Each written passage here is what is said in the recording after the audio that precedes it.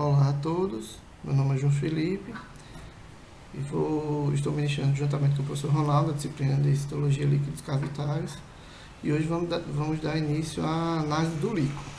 O líquido é um fluido biológico que tem íntima relação com o sistema nervoso e com as meninges, que são membranas que revestem o sistema nervoso, dando proteção para o mesmo, né? Então ele é um ultrafiltrado do plasma, né? Então ele é formado nos plexos coroides que estão localizados nas paredes dos ventrículos cerebrais, tá? E ele também preenche o espaço entre as meninges pia mater e aracnoide, que revestem nosso sistema nervoso. Então nós temos três meninges que revestem o sistema nervoso, né, nosso sistema nervoso. Então a meninge mais próxima do sistema nervoso, que está intimamente ligada ao cérebro e o resto do sistema nervoso, é a pia mater, que é essa primeira membrana fininha aqui, que a gente vê na figura. Depois disso, nós temos a aracnoide e acima da aracnoide nós temos a dura mater. A dura mater é uma meninge mais espessa, que tem uma resistência maior, e o líquido cefalorraquidiano ele acaba preenchendo o espaço subaracnoide, que fica entre a pia mater, que é a primeira meninge, e a aracnoide, que é a segunda. Então, esse espaço entre as duas meninges, ele é envolto, ele é preenchido com o líquido cefalorraquidiano. A sua principal função no sistema nervoso é a absorção de impactos e de movimentos bruscos, né? Com a intenção de proteger o cérebro e a medula espinhal de grandes impactos. Tá? Mas além dessa função, ele também tem a função de difusão de substâncias que auxiliam na defesa do sistema nervoso, né? Com a presença de anticorpos que podem penetrar no líquido, algumas células, a difusão de nutrientes, né? Para que todas as células sejam nutridas de forma adequada, e também serve de uma forma de excreção de substâncias indesejáveis que são produzidas pelas células do sistema nervoso, como todas as células que estão em metabolismo ativo produzem, né? Então, existem pequenas conexões na barreira hematocefálica que permitem essa travessia de substâncias, e o líquido tem importante função nesse processo, tá? As suas principais características, como nós podemos ver na foto, é que ele é um líquido límpido e incolor, tá? Então, parece água, né? E tem alguns autores que chamam até de água de rocha, e quando a gente manipula ele tem uma viscosidade um pouquinho maior do que a água, tá? Os volumes normais de líquido, eles variam de acordo com a idade, né? Então, o recém-nascido, ele tem de 40 a 60 ml de líquido. Até os 3 anos esse volume aumenta para 180, até que no adulto a gente tem um volume em torno de 150 ml, com uma leve variação, obviamente, com o tamanho que a pessoa tem, o desenvolvimento que a pessoa tem. Quais são as principais indicações para se fazer coleta e fazer análise do líquido, né?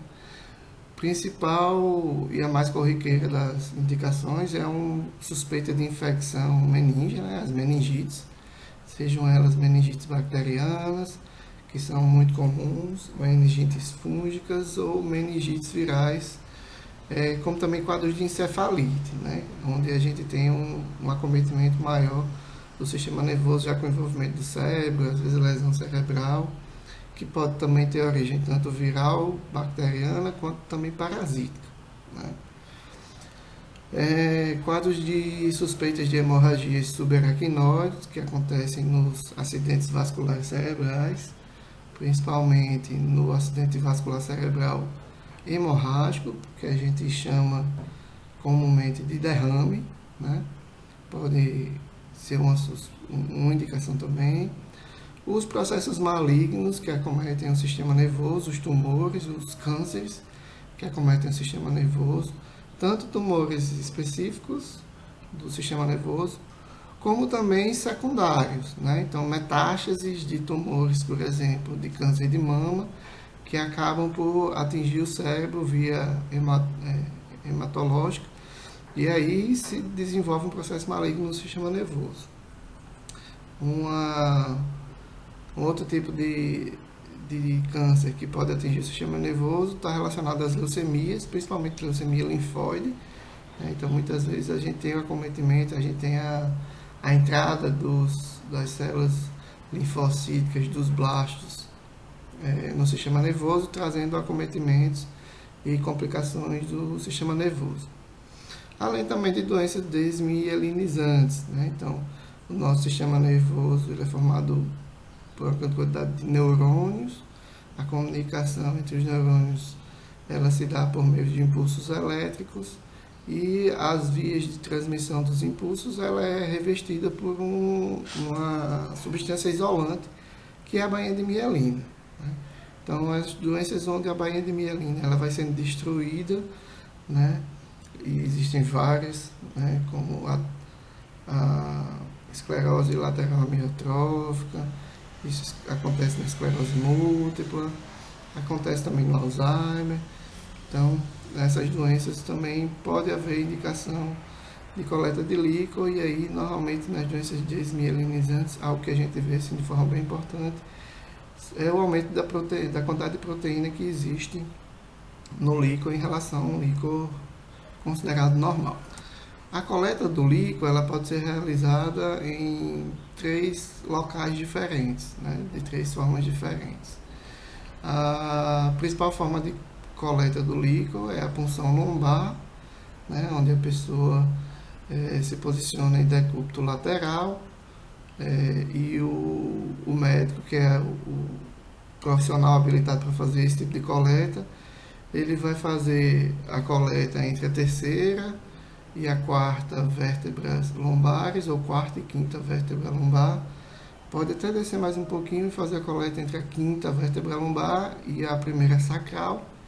Então ele vai fazer um processo de asepsia no local de coleta, uma anestesia local, e vai fazer a punção entre essas vértebras, inserindo uma agulha até atingir o espaço subaracnoide entre a meninge aracnoide e a pia mater, e vai realizar essa coleta.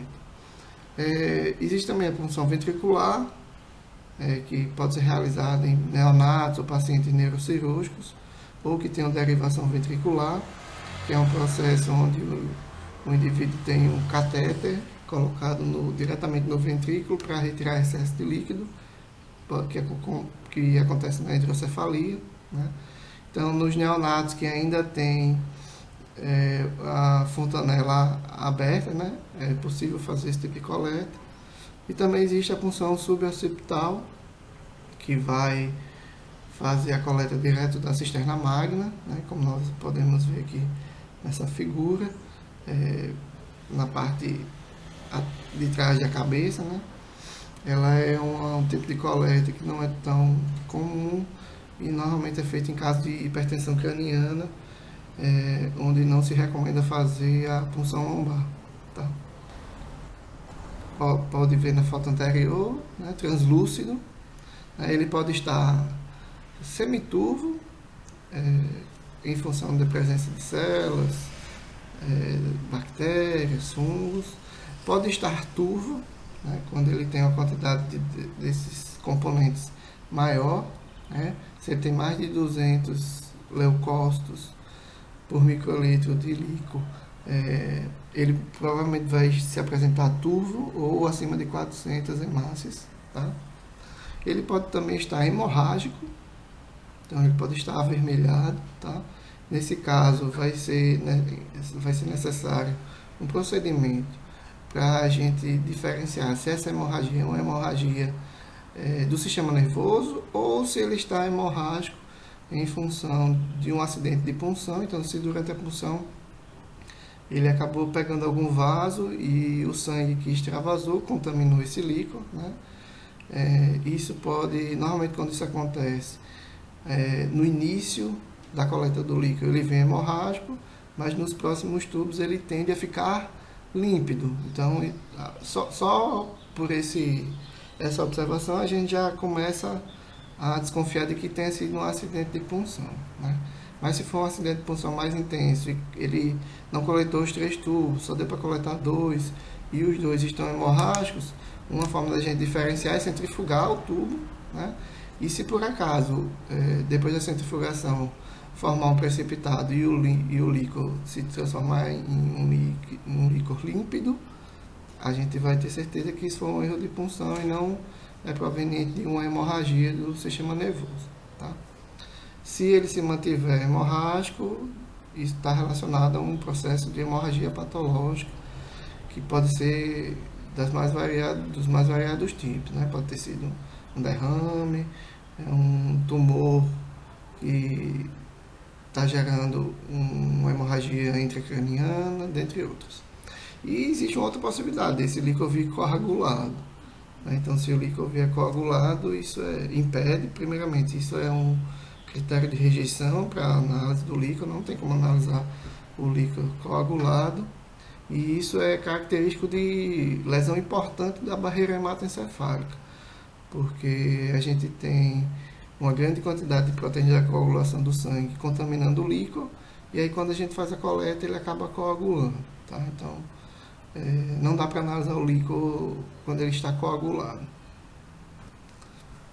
Ainda na análise macroscópica, outra coisa que a gente vai observar é a cor.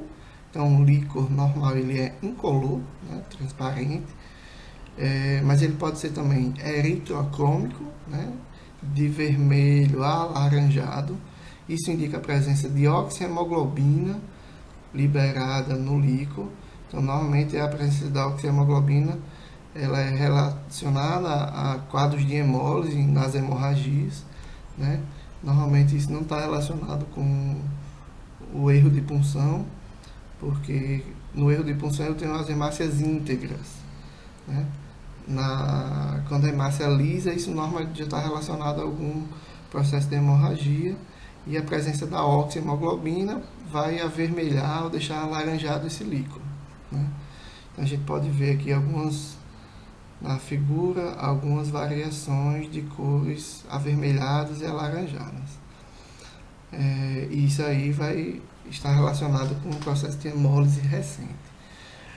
Mas ele pode estar também xantocrômico, né? Ou seja, amarelado, relacionado a uma presença de bilirrubina, né?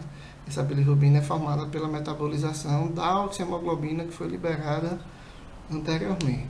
Então, quando ele está xantocrômico, isso indica que a gente já tem uma hemólise mais tardia. Então, esse sangue ele já está presente ali por um tempo maior.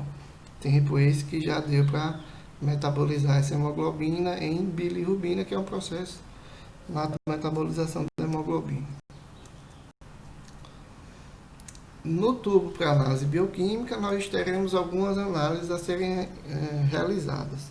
Dentre elas, a gente tem a dosagem de proteínas, a dosagem de glicose, a dosagem de cloro e a dosagem de lactato desidrogenase, da atividade da lactato desidrogenase, que é uma enzima, além da dosagem do lactato mesmo e a determinação da creatinoquinase, tá?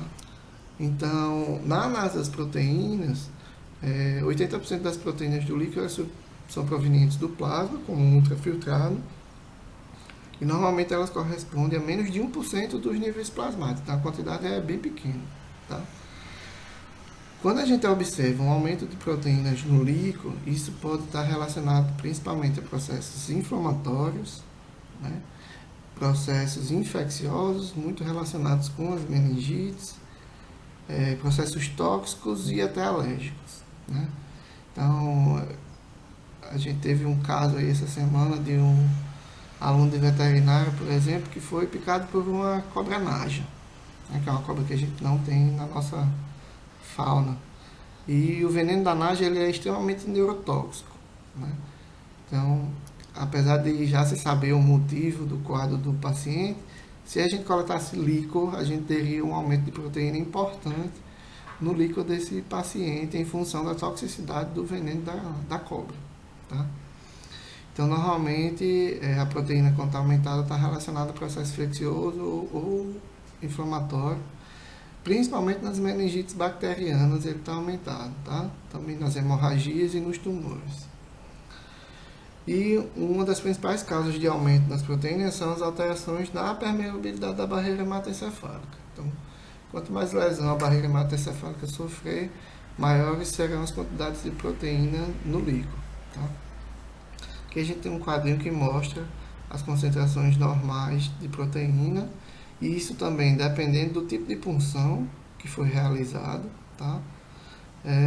Em adultos, né, na punção ventricular de 5 a 15 mg por decilitro, na punção cisternal ou suborcipital de 15 a 25 e na punção lombar de 15 a 45. As concentrações de proteína no neonatos e prematuros ela é bem maior. Para avaliar a integridade da barreira hematoencefálica, a gente pode fazer um cálculozinho, tá? Dosando a albumina no líquor e dividindo esse valor pela albumina no soro. Então a gente vai fazer uma razão entre a albumina no líquor e soro, e o normal é que essa razão dê abaixo de 9. Se essa razão dá acima de 9 e fica entre 9 e 14, a gente tem um comprometimento discreto da barreira hematoencefálica, e quanto maior essa razão, maior o comprometimento da barreira hematoencefálica. Existe um outro teste também que meio que entrou em desuso, mas ainda é usado em algumas situações, que é o teste de Pande, que é um teste semi-quantitativo, tá? De detecção de globulinas. Né? Então, no slide passado a gente falou de uma relação baseada em albumina, e antes disso a gente estava falando de proteínas totais. Né? E aqui o teste de Pande ele usa o fenol para reagir com as globulinas. Tá? O aumento de globulina ele é comum na neurosífilis, né? Que é um quadro normalmente que acontece na sífilis terciária, e também na esclerose múltipla, que é uma doença onde a gente tem aumento de globulina também. Tá? Então eles positivam no teste de Pande. Não é tão realizado, mas é importante que vocês saibam. A dosagem de glicose, né, no líquido, que é chamada de glicorraquia, as concentrações normalmente de glicose no líquido eles correspondem a 2/3 da glicemia de jejum do paciente, então varia de 45 a 70, e normalmente níveis diminuídos de glicose eles são relacionados com os quadros de meningites, principalmente bacterianas, mas também pode acontecer na tuberculose, né, que é a neurotuberculose, e nas meningites fúngicas, que são meningites difíceis de serem tratadas. Tá? Também pode acontecer em algumas neoplasias, hemorragia subaracnoide, também pode ter valores reduzidos. As meningites de origem viral, elas normalmente apresentam valores normais ou muito pouco reduzidos, em função de alterações metabólicas do paciente.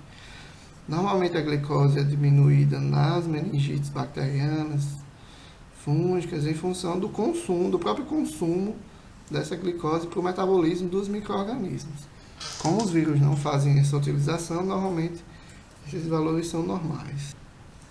Dosagem de cloro também não é tão comum, mas os níveis de cloreto eles podem estar alterados na meningite tuberculosa, tá? É uma coisa importante, e alguns casos de criptococose em meningite fúngica. Tá?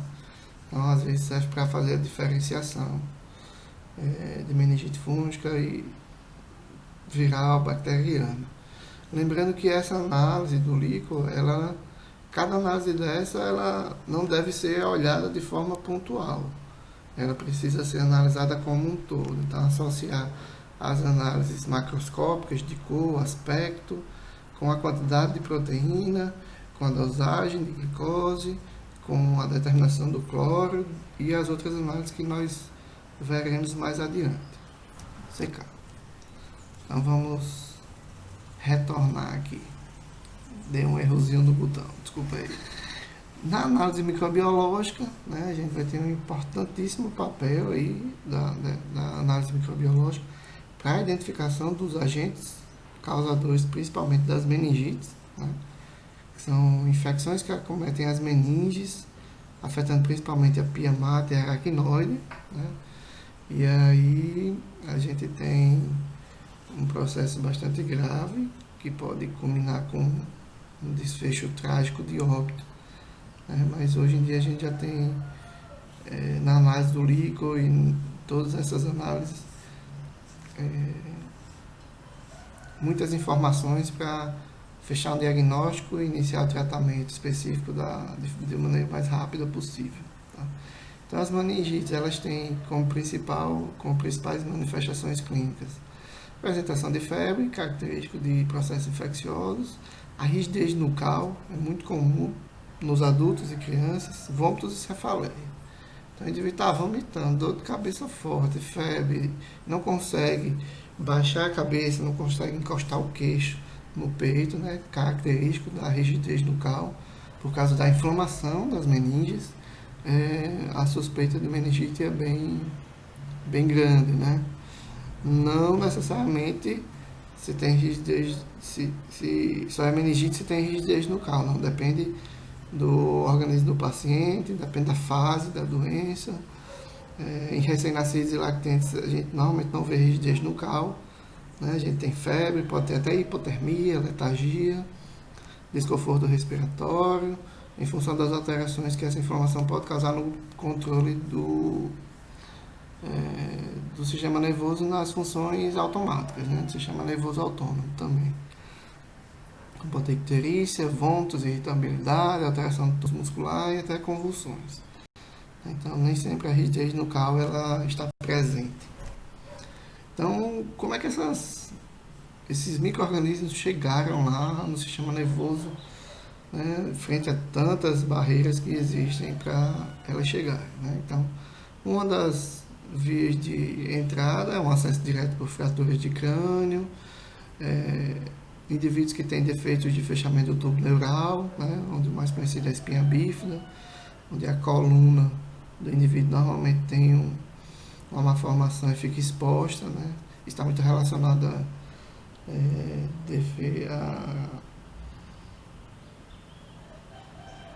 deficiência de ácido fólico, vitamina B12, né? É um defeito congênito hoje com baixa incidência em função do que hoje a gente tem fortalecimento de ácido fólico e B12 em vários tipos de alimentos que nós consumimos diariamente, né? Além também da possibilidade de ser uma infecção por uma punção licórica. Então, se o indivíduo vai fazer a punção, não fez a sepsia adequada, isso pode ser um ponto numa rota de infecção. É muito pouco comum, mas é possível. Tá? A bactéria pode atingir o sistema nervoso a partir de outras estruturas que estão com processos infecciosos, como nas otites, né, que são as infecções, inflamações do ouvido interno, as mastoidites, sinusites e até relacionados a processos infecciosos bucais, até a partir de uma cárie. Isso pode acontecer, tá? Não é comum, mas é possível. E também por via hematogênica, né? Os meningococos, como a Neisseria, o pneumococo, como o Streptopneumoniae, eles podem atingir o sistema nervoso via sanguínea, tá? Em função de algumas alterações que podem ocorrer da rede vascular do indivíduo, tá? Através da secreção faríngea, tem um acesso relativamente fácil. Na análise microbiológica, né, é importante ressaltar que o líquido não é um bom meio de cultura, né, e normalmente a quantidade de bactérias, de micro-organismos, ele é pequena, tá? E a primeira coisa que a gente vai iniciar são as colorações, né? Então, para pesquisar as bactérias, a gente vai fazer coloração de Gram, que é básica para isso, né? Para identificação de bactérias gram-positivas e gram-negativas, se são cocos, se são bacilos, se são diplococos, se são cocos em cachos, se são cocos isolados. Isso já vai nos trazer uma informação importante para a identificação da bactéria. Coloração de Ziel-Nielsen, que é uma coloração álcool-ácido resistente, para a gente observar a presença dos bacilos, né, vermelhinhos, da tuberculose. E também pode usar a tinta da China para a identificação dos fungos. Aqui uma fotozinha mostrando criptococcus, que são fungos que são importantes agentes etiológicos de meningites, um tratamento super difícil, né? Mas são um tipo de fungo bem frequente em infecções fúngicas. meningites fúngicas. Os principais meios de cultura utilizados são o caldo tioglicolato, H-chocolate e H-sangue. Então, os três meios são meios altamente nutritivos, né? Uma vez que a maioria das bactérias que causam meningite, elas são fastidiosas, elas são chatas de crescer, elas precisam de um suporte bem grande para poder crescer, né? Além da quantidade que é pequena, elas são chatinhas para crescer, então o H-chocolate e o H-sangue são meios altamente nutritivos e facilitam esse crescimento, além do caldo tioglicolato. Também utilizamos o meio Saborô, né, que é esse aqui, que é um meio específico para fungos, e o LJ, o Low-Stringensen, que é um meio específico para crescimento de micobactérias, né, é um meio enriquecido também, que utiliza na sua formulação ovos não embrionados. É difícil e caro pra caramba a aquisição desses ovos, que os ovos têm que ser estéreis, não embrionados, negócio bem complexo. Dentre os principais agentes etiológicos bacterianos, né, a gente tem, no caso de recém-nascidos, E. coli, que está muito relacionado à região perianal da mãe, Streptococcus agalacti e Listeria, que podem estar no Streptococcus agalacti, que pode estar presente no canal vaginal. Isso pode inclusive inviabilizar que a mãe tenha um parto normal, para evitar essa possibilidade. E também a Listeria, que pode ser uma bactéria que a mãe tem certa facilidade de se contaminar através de alimentos, e ela pode acabar contaminando também a criança, né? De 3 meses a 3 anos, o agente mais comum é o Haemophilus influenza, principalmente do tipo B, né? Ele é um cocobacilo gram-negativo, então lá na coloração a gente já vai poder desconfiar dele. É transmitido principalmente pelas secreções nasofaríngeas, aquelas criancinhas que estão começando a ir para a escola, entrando em contato com os coleguinhas e que não foram vacinadas, né? Então existe vacina para hemófilos tipo B, mas existem vários subtipos de hemófilos, A, B, C, D, E e F, se não me engano, né? E não tem vacina para todos esses hemófilos, tá? Mas o tipo B existe, então é importante que a criança seja vacinada, que siga o calendário vacinal à risca, para evitar esse tipo de infecção bacteriana que é extremamente grave e que pode trazer sequelas se a criança não vier a óbito. Tá? De 3 aos 10 anos, o mais comum são os meningococos, como a Neisseria meningitidis, né? Tipo C, também existem vários tipos, não tem vacina para todos os tipos. As vacinas, elas são para os tipos mais frequentes, normalmente. Ele é um diplococo gram-negativo, então lá vem outro gram-negativo, também transmitido por secreções nasofaríngeas. E após os 10 anos e nos adultos, os mais comuns são o Streptococcus pneumoniae, que é um diplococo gram-positivo encapsulado. Também existem vários tipos, né? Existe vacina para diversos streptopneumônios de vários tipos, né? No caso da Neisseria, a gente tem a vacina para o tipo C, mas aqui no Brasil a gente tem circulação também do tipo B e do tipo A, em pequena quantidade. Existe uma vacina para esses outros tipos, sendo que não está incluso no sistema público, né? Mas existe no sistema privado, você pode pagar. A CWY é mais comum e ela protege para a maior quantidade de tipos de Neisseria, tá? Podemos ter também uma meningite causada por um sífilis, né? Um sífilis terciário, né? Pode acontecer também. E também podemos ter a causada por Mycobacterium tuberculosis, né? Que é um quadrineu tuberculoso.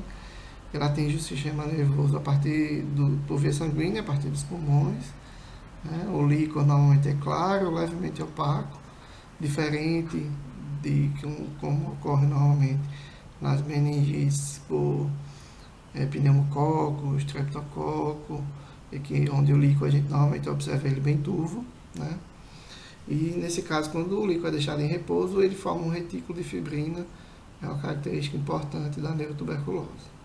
Entre os agentes fúngicos, nós temos o Cryptococcus neoformans, que causa criptococose, é a principal micose que atinge o sistema nervoso. Ele é um fungo saprófita, né, que está no solo, em frutas estragadas, e especialmente em fezes ressecadas de pombos. Então, por favor, se vir um local cheio de pombo, corra dali. Não fiquem próximos, porque, é óbvio, não são todos os pombos que têm criptococcus sendo liberados, mas muitos têm, então a gente precisa se proteger, porque é um tipo de meningite chatíssima de tratar. Tá?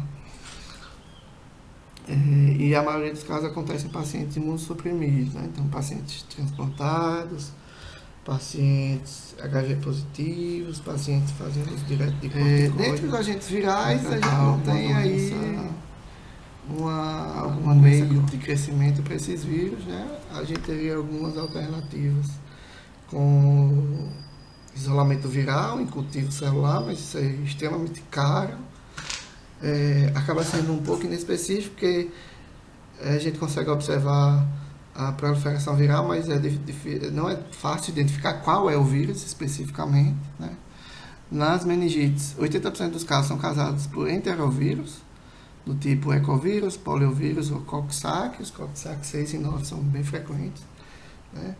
E aí, normalmente, as meningites virais, elas são benignas ou autolimitadas, em sua maioria, mas não são todas. Então, tem vários casos de óbito por meningites virais, encefalites virais, que muitas vezes a gente não consegue nem detectar, né? Outras vezes também podem causar essas meningites, encefalites, são os arbovírus, como dengue, zika, chikungunya, vírus do Nilo Ocidental, vírus da encefalite equina, diversos vírus que causam encefalite, né, que não são tão comuns no Brasil, mas estão chegando. O vírus do Nilo Ocidental já foi identificado ano passado no Espírito Santo, no Piauí, no Maranhão, se não me engano. Os herpes vírus, tipo 1, 2 e 6, cachumba, sarampo, citomegalovírus, Epstein-Barr, todos esses são possíveis causadores de processos de meningite ou encefalite, tá? Mas como diagnosticar?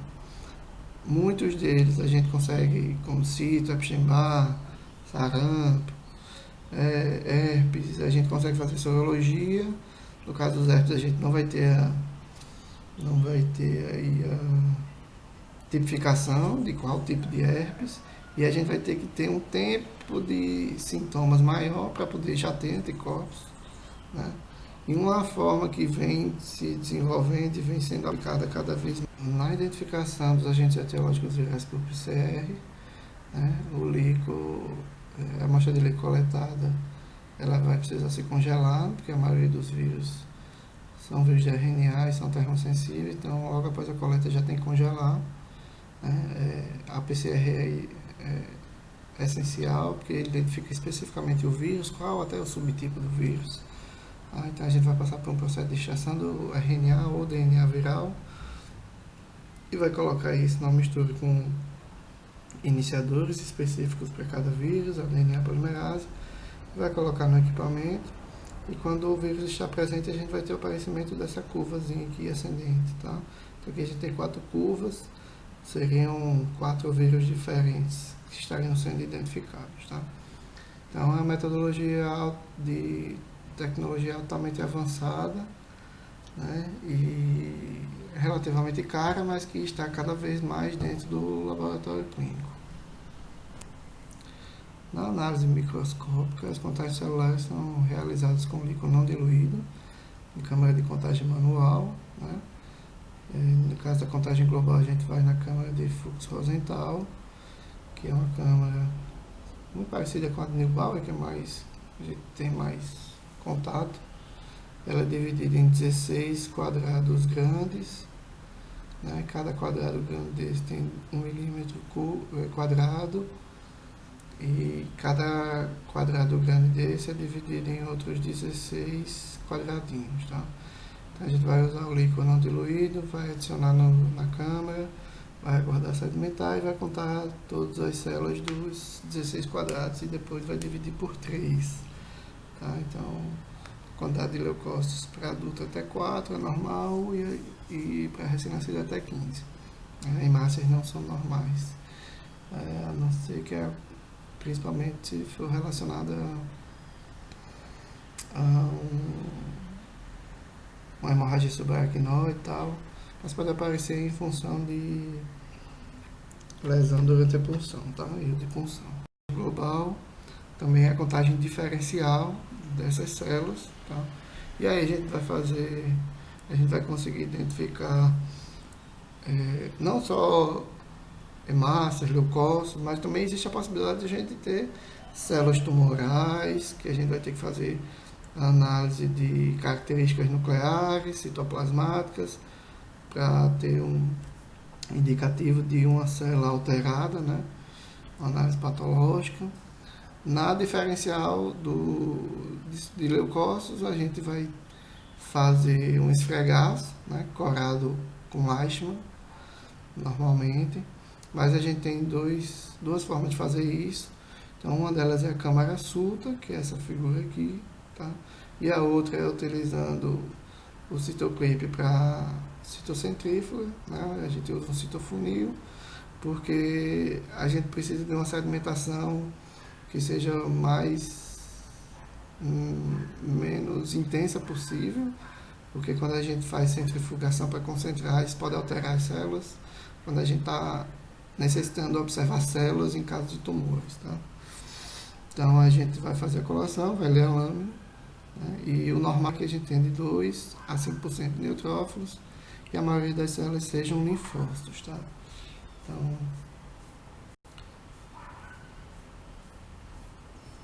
essas células elas vão ter as mesmas estruturas, né, que a gente vê numa célula de hematologia, tá? Então aqui a gente tem uma tabelinha que mostra, né, o tipo de célula que vai estar normalmente em cada tipo de meningite. Então o linfócito ele vai estar principalmente na meningite do tipo viral, tuberculose fúngica. Os neutrófilos são muito importantes nas meningites bacterianas e dos monócitos, tá? Infecções parasíticas e fúngicas, a gente vai ter eosinófilos. Nas reações a linfócitos, esclerose múltipla, meningoencefalite sifilítica e tuberculose, que a gente vai ter plasmócitos, né, secretando anticorpos. E a gente também vai poder fazer análise de células neoplásicas, normalmente relacionadas a metástase de vários tipos de câncer, tá? Um dos mais importantes é o câncer de mama. E aqui uma tabelinha para a gente fazer uma interpretação relacionada diretamente às meningites, tá? Então, nas meningites virais, a gente tem normalmente uma contagem de leucócitos baixa, tá? O principal tipo de leucócito é linfócito, tá? A proteinorraquia, que é a quantidade de proteína, ela é anormal ou um pouco aumentada, e a glicorraquia, que é a glicose, é normal. Nas meningites bacterianas, a gente tem uma contagem de leucócitos elevada, o principal leucócito é o neutrófilo, a quantidade de proteína é aumentada e a glicose normalmente é baixa. Na meningite tuberculosa, a gente tem contagem abaixo de 1000 leucócitos, o principal leucócito é o linfócito, a quantidade de proteína é aumentada e a glicose ela é muito baixa. Então vejam, a meningite tuberculosa e a meningite bacteriana, elas têm proteinorraquia alta e glicorraquia baixa. O que diferencia aqui elas é o tipo de leucócito que está presente, né, que ajuda nessa diferenciação, e a quantidade, tá, de leucócitos. Nas meningites fúngicas, a gente tem uma quantidade de leucócitos bem baixa, tá, e o principal célula é o linfócito, proteinorraquia alta e glicorraquia pode estar normal ou baixa. Óbvio, isso aqui é apenas considerando leucócito, proteinorraquia e glicorraquia, que são os principais parâmetros, né? São as coisas mais rápidas que a gente obtém, porque as culturas elas acabam demorando um pouco para a gente ter o resultado, porque a gente precisa esperar o micro-organismo crescer. Micobactéria demora mais para crescer às vezes do que bactéria. Então assim a gente tem algumas dificuldades, certo? Então acho que era isso. Eu vou colocar a aula e vou colocar para a próxima aula uns casos clínicos para vocês analisarem, ok?